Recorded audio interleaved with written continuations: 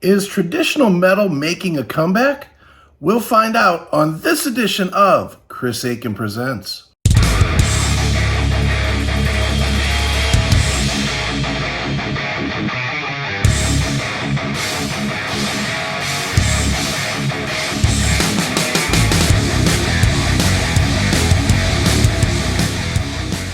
It is Chris Akin Presents, and I, of course, am Chris Akin, and I am joined today by, from Live and Loud with the Lord, we've got the Lord himself, Lord Nelson. How you doing, man? And the reason we are together is to talk about Ironflame, a band that we are both digging big time. You have a brand new release coming out called Where Madness Dwells. Comes out on July 4th or July 1st. And to talk about it is the singer of the band and the singer of a lot of bands, or a performer in a lot of bands, Mr. Andrew D'Cagna. Andrew, how are you, man? Doing well, guys. How are you? Excellent, man. Well, Andrew. Yeah. Well, Andrew, I got to tell you, man, it's great to talk to you, man. And it is great to talk to somebody that is well-versed in the different styles of metal, because too many times we both talk to bands and they're really, I don't want to say they're limited because that's not really fair, but they don't have a range to grow from. Gotcha. Where you, I mean, obviously doing some black metal stuff and some power metal stuff and some modern metal stuff, you kind of have a lot of different ideas that you can use. So let's start there, man, and talk a little bit about you as a musician. And specifically, how do you decide what you're going to use where and what you're going to write for at any given time? Well, I guess I should start out by saying that of all the projects that I'm in, Ironflame is really my main creative outlet. Okay. In a lot of the other projects that I'm in, although I'm intimately involved in them, I'm more of a working musician. Okay. In them, and less of a songwriter per se.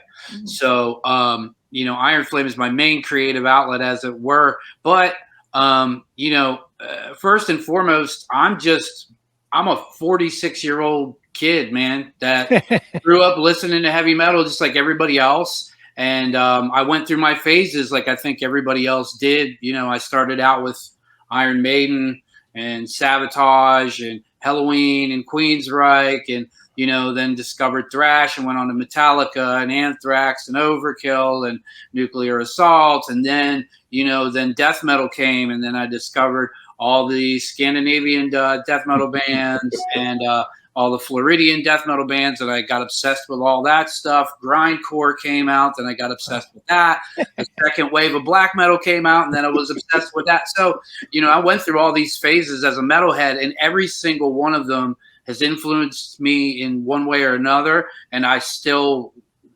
cling tenaciously to those albums that I grew up listening to. I still listen to them today, and even every now and again I'll write an Ironflame riff, and I'll be like, yeah, that sounds like an old Swedish death metal riff. At its core, I could hear some old Swedish death metal in there. So everything influences me. I don't let anything not influence me. Sure. And I'll be honest, dude. I honestly think that people are so willing to put a label on everything that they've forgotten to be a fan. They've forgotten how to be a fan. Absolutely. Because too many metalheads will be like, well, I can't listen to that because it's black metal or it's rap metal or it's new metal. And it's like, wait a minute, you're missing out on so many riffs and so many ideas. Right. You miss so much of what metal is, no? Yeah. And, maybe I'll lose some metal credits here by saying this, but that transcends even the realm of metal. I've always felt like there's good music and then there's everything else. It doesn't matter what genre it is. I love 70s punk, man. I love classic rock. I love 80s hits. I like a lot of different genres of music, and I pull things from all of those places. I think, again, if you like it, it's having an impact on you, and it's going to influence you whether you want it to or not. So why not? And you're right. I think that, metal is so broad spectrum too. It's got so many genres, and they're all fantastic in their own right, I think. But it should unite us, but instead a lot of times it tends to divide us, and we break off into these tight little circles. And this isn't true enough, or this isn't grim enough, or it's not brutal enough. Right. They use these adjectives to kind of box themselves out of other genres for one reason or another. And I've never really understood that. I'll wear a black metal shirt today. I'll wear a death metal shirt tomorrow. Right on. I'll wear whatever I want, man. I like what I like. I've never felt like I fit into one circle, as it were. Right on, man. Well, dude, obviously, man, let's get into the record that we are here to talk about. We'll get into that genre for a couple of minutes. Tell me about Where Madness Dwells, man. It's a great record. It's definitely very traditional. If you like Iron Maiden, there's no reason you're not listening to this record. So why don't you tell people about this record and about, the development of this one from the last one? It's different than all of them in the respect that, I guess I want to call it more serious, and it's really because Ironflame has always been fun for me, and lyric writing has always been admittedly a bit of a chore. Like I hate the act of sitting down and having to write lyrics. It's too much pressure. I overanalyze, and so normally up until now, 90% of the time with an Ironflame album, I would just play the music, sit down with it, and I would commit to pretty much the first thing that came to my head when I was writing and recording the vocals in real time. So I never really sat down and wrote them out. I just came up with them like that, and that's what it ended up being. So just to take the pressure off myself. This time it was a lot different because there were a lot of different events going on around me at the time besides the pandemic that everybody else was dealing with. I lost my best friend and business partner to cancer right at the beginning of 2020. And, he's been my best friend for years, and we owned a business together. His business that he started now became my business, and all of his responsibilities kind of fell on my shoulders at that point, in addition to having to grieve his passing. The world was kind of in chaos. At the same time, it just coincided with the pandemic, and the whole world kind of screeching to a halt. So to me, so much of my life had changed at once. It was madness, and I was looking around me and seeing nothing but madness around me. So the lyrical concept is really just a reflection of what I saw going on around me in different forms. And if you try and dissect the lyrics, it's very allegorical. It's not very plain speak, like this is what's going on in my life right now. It's all very metaphorical. And you really have to kind of dissect the lyrics to figure out what was going on there. But the overall theme from song to song is madness in one form or another. I think that's the biggest difference in between the other albums, aside from the way I approached the songwriting was a little different. If you know anything about the back catalog, the other songs really rely on guitar harmonies and hooks, and everything kind of revolves around those hooks. And this time around, I kind of rearranged things and made it rely less on the hooks and concentrated more on actual riff writing and song structuring, as opposed to everything revolving around those hooks. And I think the songwriting is stronger because of it. But I was a little worried. Both lyrically and musically, that people that like the old stuff might not like this one because it was maybe too much of a shift. But now that the reviews are starting to come in, I'm feeling a little bit better about it. Cool. So you were speaking about, I read something about approaching it, writing like from the perspective of a metal fan. Is that what you did on this one also? Yeah, and I think that I always do that. I critically look at my own music as a fan, because I know what excites me as a metal fan, and I know what bores me as a metal fan or a music fan. And I'm constantly thinking, is this going to make the listener push stop, or is this going to make the listener skip to the next track? I obsess over album flow in particular. I think the flow of an album can make or break an album, and I think it does make or break an album because Right. in my own experiences, I've listened to albums that are like, man, if these songs were rearranged, like this would be such a better listen, Sure. or it would have grabbed me right off the bat. But it took me 3 months to get to the 7th or 8th song before I realized how great this album really was. So those things are constantly in the back of my mind when I'm writing music. So when I sit down with the collection of songs that end up being recorded, I really, really get OCD about what order they should be in. This one is a little bit different in the respect that it's not really a concept album. The concept is madness, but nothing happens like really chronologically per se. But like the first song basically kind of drops you off in hell and kind of never comes back to pick you up. So I wanted to kind of say that right off the beginning of the album. You did. Right. Welcome to hell. You're stuck. You're fucked. Have fun. I kind of wanted to say that on the first track, and that's why Everlasting Fire had to be the first track, because that's what it says. The last song on the album is the title track, and it kind of summarizes everything that's going on relating to madness. So again, it could only be the last song. So yeah, I think a lot about song flow more than anything.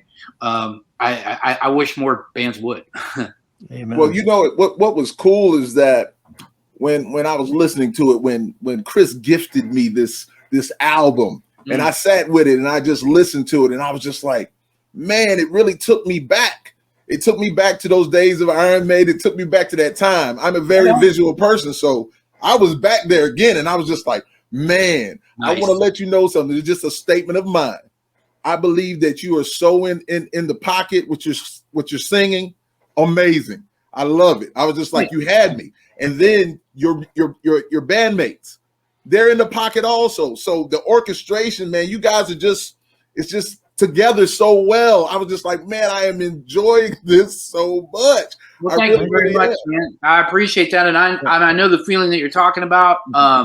And that's why I listen to music. I want to be sucked back into that time when I was a teenager and metal was new and fresh and wonderful. And there are still new bands and new albums that make me feel that way. So, I know it still exists. I know that feeling can still be conjured 30 years after being a metal fan, listening to metal for the first time.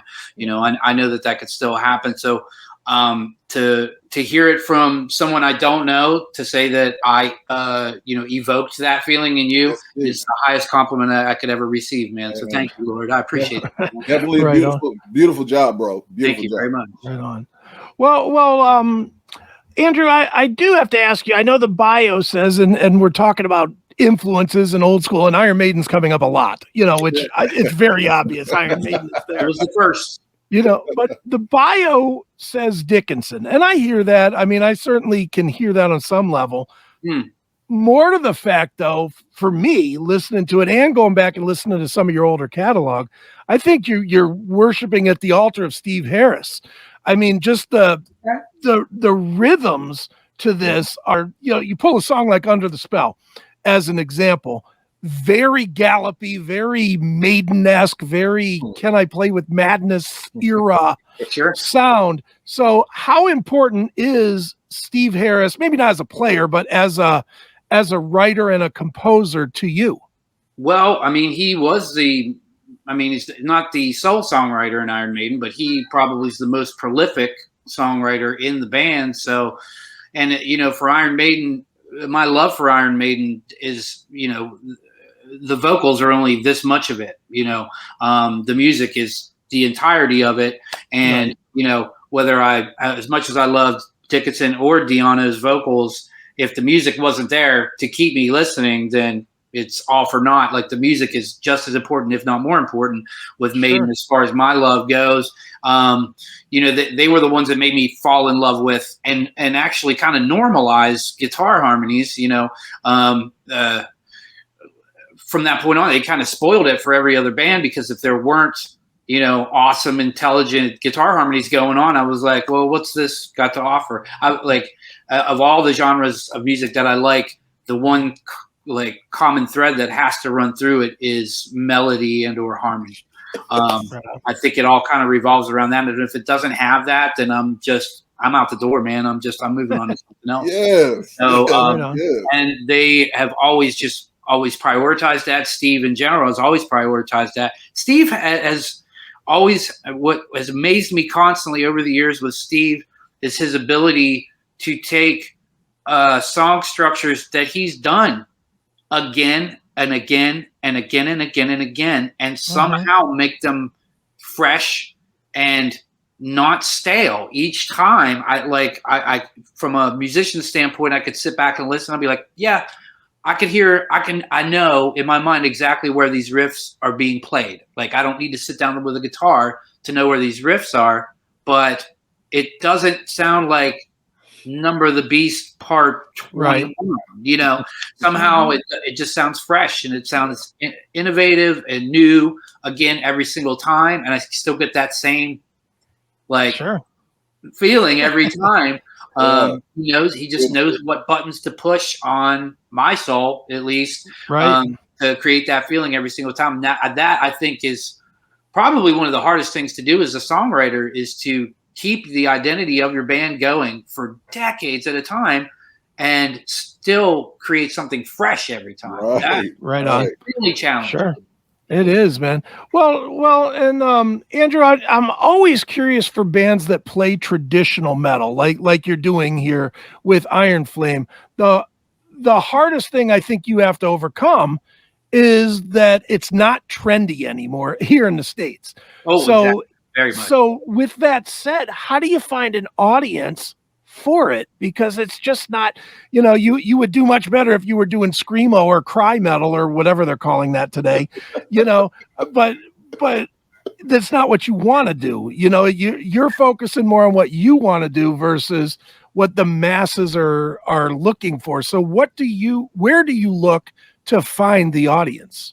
Well, number one, I'm saying right now that I'm going to take and steal the term cry metal, and I'm going to be using it for the rest of my life. So thank you very much for that. I'll always give you credit for it, but I'm going to take it and use it forever.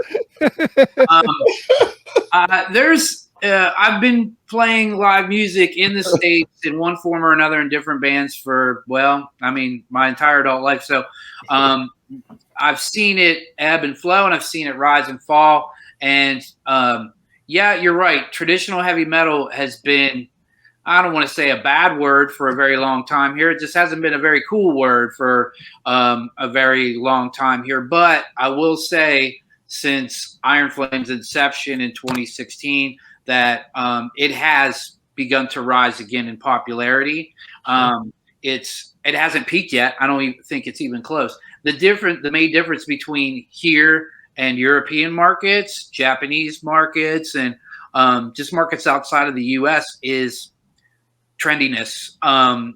Things just aren't as trendy over there. A trend will come along and they'll take it and they'll embrace it, and it'll just stay. Like it won't rise and fall. It's up there with every other thing that they love, and they love it equally and unconditionally. And it's a big difference from over here. When you go over there and you see shows and you play shows, like the appreciation factor and the loyalty is just insane over there. It's never waned over there. When heavy metal was at its peak here in 83 to 88, we'll say, it's like frozen in time over there. It's still just as big over there as it was here back then. So here, that's the thing, is just things rise and fall, and there's a lot more trends, and people that are into certain types of metal won't go to a heavy metal show if they're into black metal, or vice versa, to where it's a lot more broad spectrum over there. But I will say that just from the few festivals that we have played in the past few years here, the appreciation and the following is growing again here. And I clearly couldn't be happier about that. Again, I think it's going to take a few more years for it to reach a peak here, but it's definitely back in a big way, and it's definitely growing. It's still growing. That's awesome. You're all right about, overseas, man, the way that they embrace you and they love it and they show that love. Sometimes here in the States, it's just like, show me what you got. Show me what's new. Right. So I would like to say this though, or ask you, you are like, did I read this correctly that you do all the production and the music? Are you like Prince? Are you like Prince? I mean, seriously, do you do everything? Do you write and play all those instruments? Yeah, on the records, I do all the instrumentation aside from the guitar solos, because I am not a solo guitar player. I can't do that to save my life. Luckily, I have very talented friends who can, so I rely on them. But all the music and all the drums, the bass, the rhythm guitars are all recorded by me. We're sitting in my basement home studio right now, and this is where everything gets created. And it's purely just out of, efficiency, and it's not because I'm a control freak or anything like that. It just when inspiration hits, and it's just easier for me to flesh out these songs, start to finish, beginning to end, and then hand it to my live lineup band members and say, "Here's some songs, let's learn them," and then we flesh them out in real life in the rehearsal room, and then go out and play them. It's kind of more time efficient that way. We could definitely do it the other way, because the musicians that play in the live lineup of Ironflame are 1,000 times better musicians than I could ever be.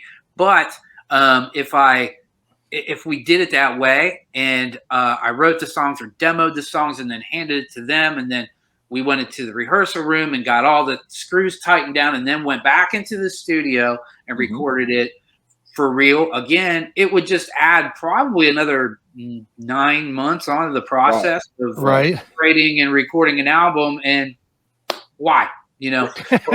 Why?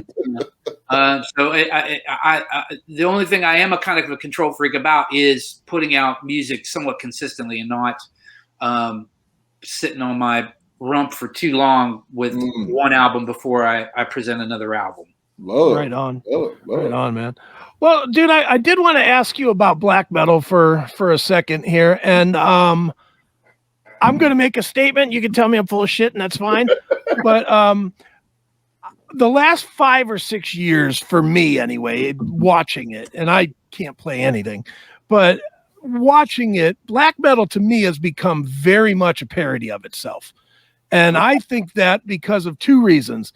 Number one, all of the new bands that are coming out are almost cosplaying black metal. They want to look the part, but they don't sound the part. They don't have the passion or the anger or whatever it is that makes black metal work. That's the first piece.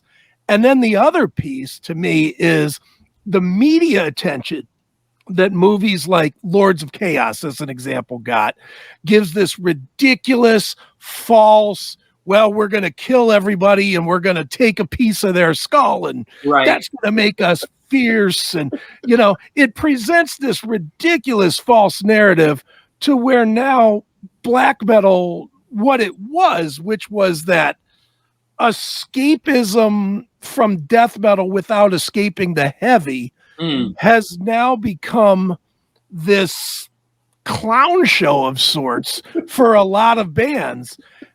And I know I'm saying a lot of shitty things, but no, you're fine. There's nothing wrong with that.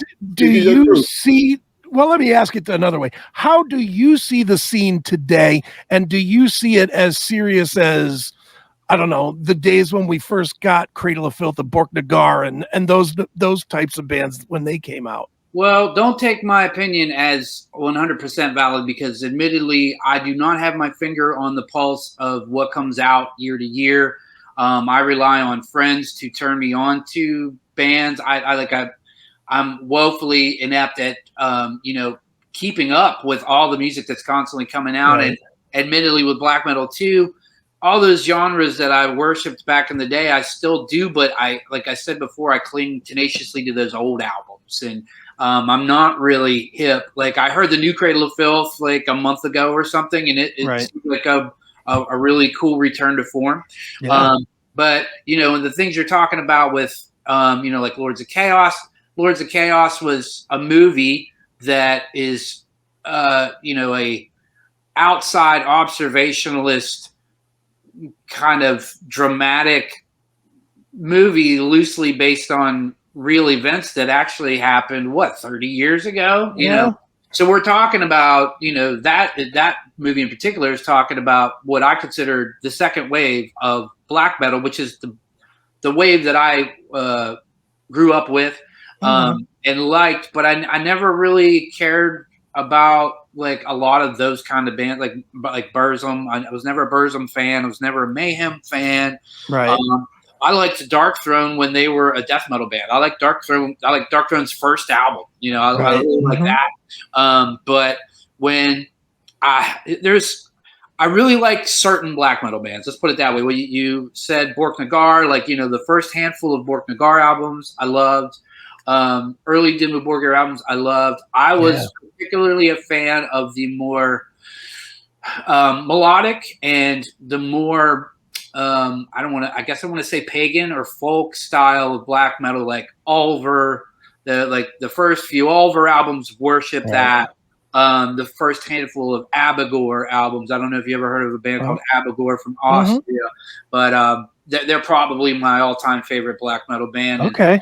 And dive into their early stuff, and it's all Maiden style harmonies, just put to polka beats and shrieking vocals.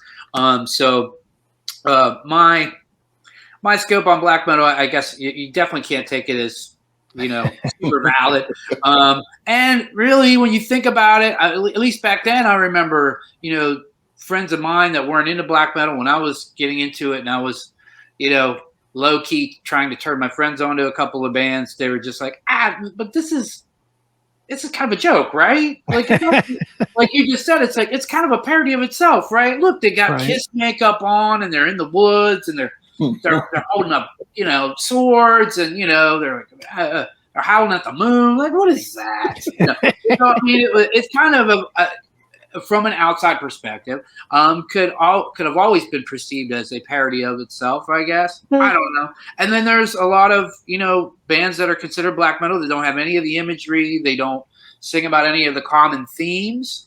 And I think that black metal, the one thing I have noticed about more modern black metal is that it's really shed its skin as far as its own limitations go, to where it's not just inverted guitar chords being tremolo picked and those polka beats nonstop for 3 to 5 minutes and either talking about Satan or nature. It's evolved into these more philosophical, lyrical themes. The music has gotten a lot more, I don't want to say intelligent. I think it's just got more substance, and it goes different places that it never did before. It's just like any other genre, I guess. Once it sticks around long enough, it just starts to kind of grow and evolve. Right on. There's things I like about old black metal and new black metal. Cool. Well, watching, once again, paying attention to Ironflame and seeing what was going on. You guys were doing a show in Berlin, so I was watching the show, and if I believe it was Berlin. Do you have a song? Somewhere in Germany, I'm sure, but we've never played Berlin. But Berlin. So it was some. Well, I watched the show, and do you have a song called "Marching"? Marching On. Marching On. Yes. Let me go ahead and tell you that is a great song, and I enjoyed every single second of listening to that song. And it just, once again, it just drew me in, and I just like the way that you were, interacting with the crowd. It was good. They were into it. Once again, Europeans, they were really into what you were doing. So do you enjoy playing those more intimate shows, or do you enjoy the bigger festivals? Well, that show that you probably watched was probably Keep It True, which is a festival in Germany, and that was definitely the largest crowd that I personally have ever played in front of. I don't know how many people, but it was a couple of thousand people, and I've never played in front of that many people before. It was a little intimidating, but the way I've always felt is a show is a show is a show, and it doesn't matter if there's 2 people and a dog, or if there's 2,000 people in front of me. I feel it's my duty to deliver the same performance every single time. If somebody's taking the time to stand in front of me and watch me perform, then I'm going to give it 110% every single time, no matter what. Indeed. And it's something that I really even can't help, man. It's the love and the fire inside me that burns for metal,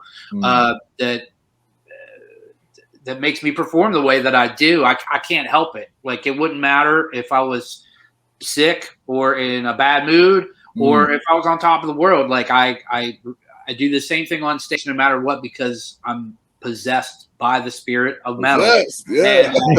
And, that's what it does to me, and I just can't help myself. You know, a lot of people will say, "Man, this song, you know, you did this or you said that," and you're like, I really don't remember that because I'm kind of in the zone.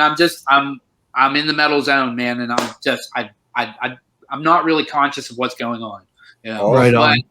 With those European festivals, you're right. It's really easy to get that crowd interaction because they're there and they want it. They're dying for it. They just want you to reach out your hands so they can reach back, man. That's all they want. And a song like Marching On is perfect for that crowd and that scene because it's anthemic.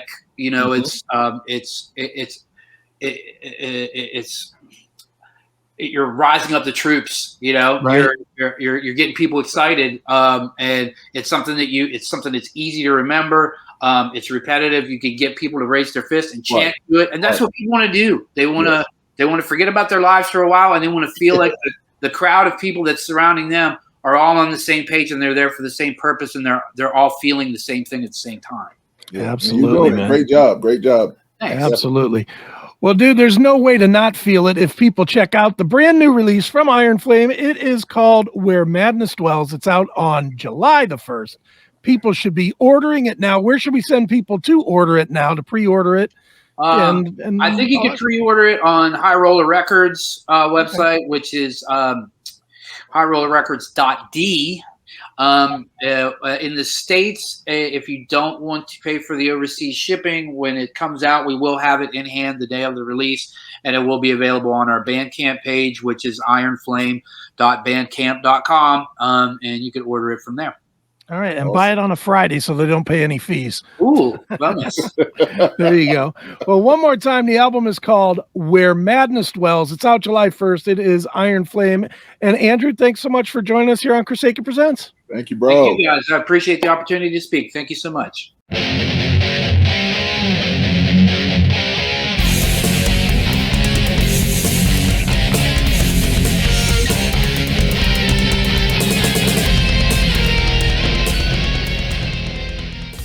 Okay, metalheads, you've been complaining that there has not been a channel that plays all of the heavy metal videos from past, present, and future for years and years at this point. Well, that time is over.